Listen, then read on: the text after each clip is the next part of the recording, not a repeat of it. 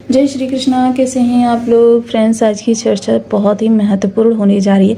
कलयुग का सम्राट कहे जाने वाले ग्रहों की और जो अचानक का कारकत्व रखते हैं ऐसे नक्षत्रों का आपके जीवन पर इस समय पर क्या प्रभाव पड़ने जा रहा है, इस पर यह चर्चा हमारी संबंधित रहने वाली है। तो आइए चर्चा को आगे बढ़ाते हैं, जानते हैं हमारे लिए वर्तमान समय किस तरीके से प्रभावी होने जा रहा है, क्योंकि यह समय जो है काफ़ी पावरफुल है। जैसे कि आप टाइटल में देख रहे हैं, कर्क राशि 5 जून, केतु, मघा और आर्द्रा सबसे पावरफुल समय। तो ये हमारा समय जीवन को किस तरीके से प्रभावित कर जा रहा है, इस पर हम चर्चा को आगे बढ़ाते हैं। लेकिन यहाँ पर प्रारंभ में ही मैं एक चीज़ आपको बता देना चाहती हूँ कि देखिए, जिस तरीके से मघा और आर्द्रा और केतु, उसी तरीके से राहु भी हमारे जीवन में अचानक का कारकत्व रखते हैं हमारे जीवन, क्योंकि कलयुग के सम्राट कहे जाते हैं और मोस्टली निगेटिविटी इनके पास बहुत ज़्यादा होती है, क्योंकि ये जरा सी बात पर ही हमारे अच्छे हो जाते हैं और जरा सी बात पर ही हमारे लिए निगेटिव हो जाते हैं।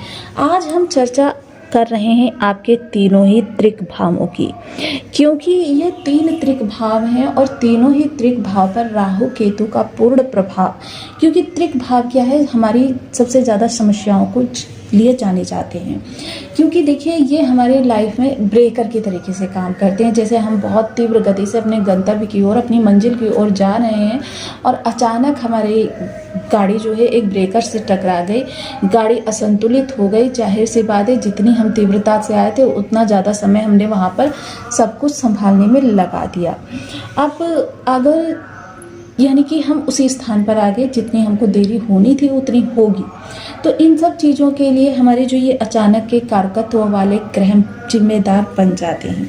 अब जैसे कि हम सभी लोग जानते हैं कि केतु धन भाव से गोचर कर रहे हैं, राहु अकूत धन भाव से गोचर कर रहे हैं और बुध जो है वर्तमान समय में द्वादश स्थान से गोचर कर रहे हैं। द्वादश स्थान काफ़ी महत्वपूर्ण स्थान होता है, क्योंकि यह आपके धन का वो भाव है। मान लीजिए आपकी इनकम पहले 50 रुपये हो रही थी, अब 1 लाख रुपए होने लगी, लेकिन आपकी सिचुएशन वैसे ही, तब भी कुछ नहीं बचता था, अब भी कुछ नहीं बचता था। कारण कि आपका द्वादश भाव बहुत महत्वपूर्ण है, इस भाव को देखा जाना।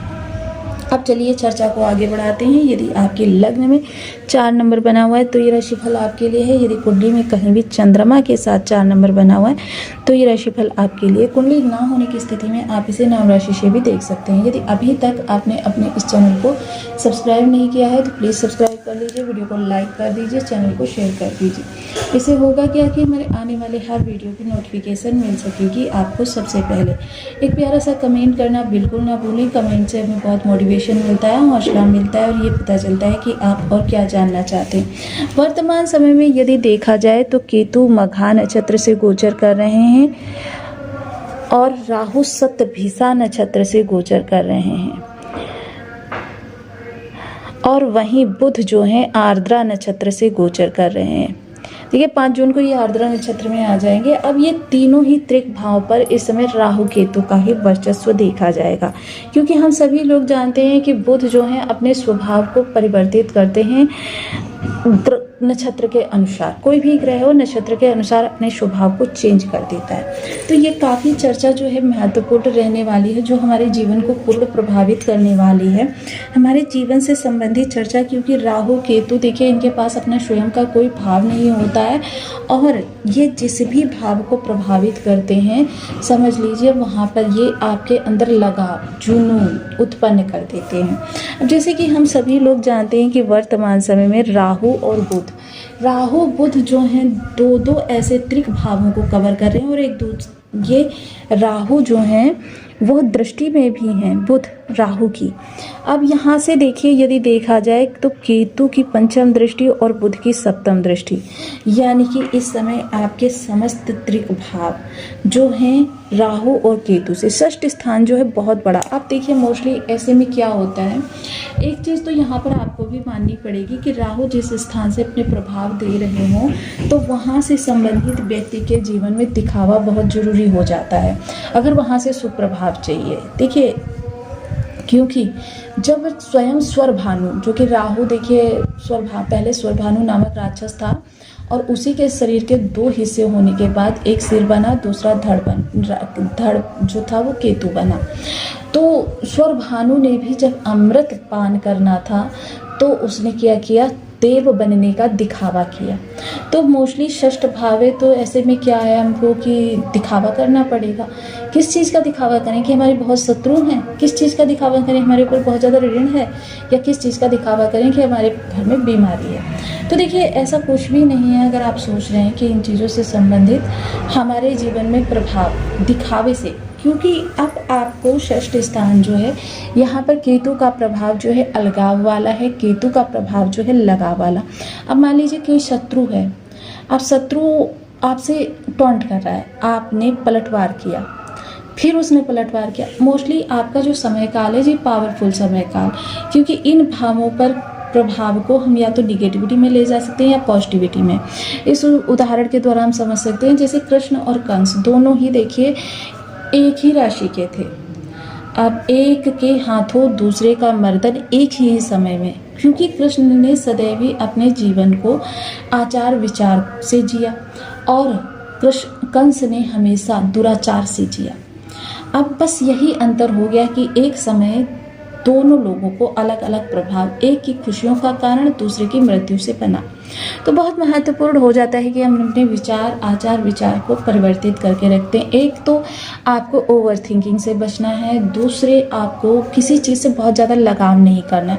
मान लीजिए आपने जॉब चेंज की और पुरानी जॉब जो गई, आप सोच रहे हैं बैठे हुए, लगाव है आपको वहाँ के लोगों से, वहाँ की कार्यशैली से कि भाई ये जगह बहुत अच्छी है, काम बहुत अच्छा है, धन भी यहाँ बहुत अच्छा है, लेकिन वहाँ के सहयोगी बहुत अच्छे थे, वहाँ का बॉस जो था बहुत सपोर्टिव था। अगर आप इस तरीके की थिंकिंग मन में रखते हैं, यकीन मानिए कुछ ही समय में आप उस जॉब पर टिक नहीं पाएंगे, क्योंकि ये राहु केतु की वहाँ पर निगेटिव प्रभाव फैल जाएंगे।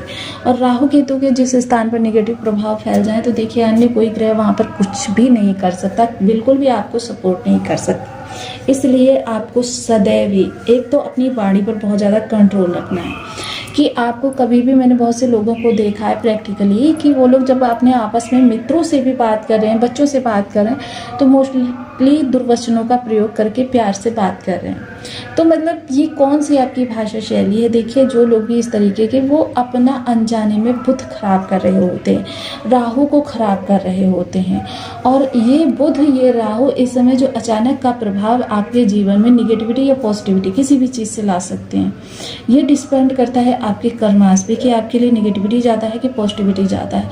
इन चीज़ों का ध्यान रखें। इन चीज़ों में यदि आप सतर्कता करते चले जाएं तो फिर हमारे जीवन में ग्रहों के प्रभाव बहुत शानदार हो सकते हैं। हमारे कैरियर का ग्राफ देखिए, मोस्टली जब हम ग्रहों के प्रतिकूल कार्य करते हैं हमारे कैरियर का ग्राफ इस तरीके से घटता चला जाता है, और जब हम अनुकूल कार्य करते हैं करोड़ों अरबों या अचानक में बहुत ज़्यादा प्रभाव वाली चीज़ अलग की बात है, लेकिन सामान्य रूप से जब हम ग्रहों के अनुकूल तो हमारे करियर का ग्राफ इस तरीके से बढ़ता चला जाता है। तो देखिए दोनों ही कर्मास के बीच कितना बड़ा डिफरेंस आ जाता है।